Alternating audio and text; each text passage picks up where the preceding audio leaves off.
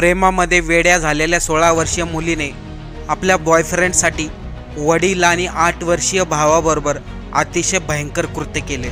या मुलीचा हा पराक्रम ऐकल्यानंतर अक्षरशः आपला थरकाप उडेल। राजकुमार विश्ववर्मा वय वर्ष 52 यांना 2 मुले आहेत, एक 8 वर्षीय मुलगा तर दुसरी 16 वर्षीय मुलगी। विश्वकर्मा यांच्या पत्नीचे निधन गेल्या नवरात्रीमध्येच झाले होते, त्यामुळे ते आपल्या दोन्ही मुलासोबत रेल्वेच्या क्वार्टर्समध्ये राहत होते। 16 वर्षीय मुलगी तनिष्काचे मुकुल सिंग या तरुणावरती प्रेम जडले होते। तेव्हा वडिलांना मुलीच्या या प्रकरणाबद्दल माहिती झाली होती।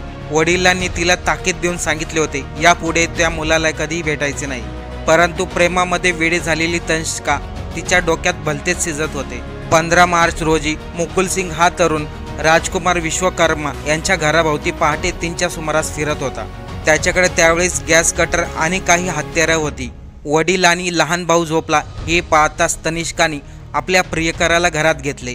बॉयफ्रेंड बरोबर मिळून मुलीने अगोदर वडिलांना मारले, त्यानंतर लहान 8 वर्षीय भावाला मारले आणि त्याचा मृतदेह फ्रीजमध्ये ठेवला।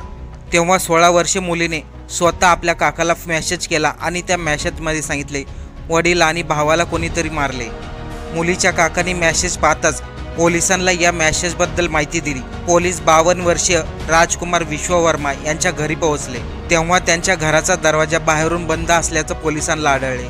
पोलिसांनी दरवाजा तोडून घरामध्ये प्रवेश केला, तेव्हा 52 वर्षीय राजकुमार विश्ववर्मा यांचा मृतदेह एका पॉलिथिनच्या पिशवीमध्ये गुंडाळलेला आढळला, तर 8 वर्षीय मुलाचा मृतदेह फ्रीजमध्ये गुंडाळलेल्या अवस्थेत आढळला।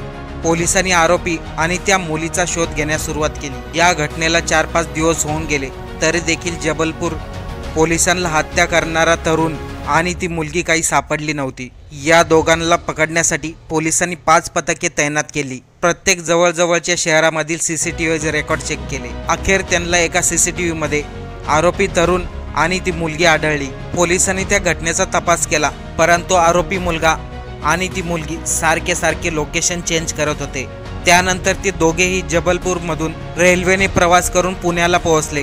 पुणे रेल्वे पोलिसांनी याबद्दल जबलपूरला माहिती दिली। अजूनही हा आरोपी आणि ती मुलगी पोलिसांच्या ताब्यात आलेली नाही। पोलीस या दोघांच्या मार्गावर आहे।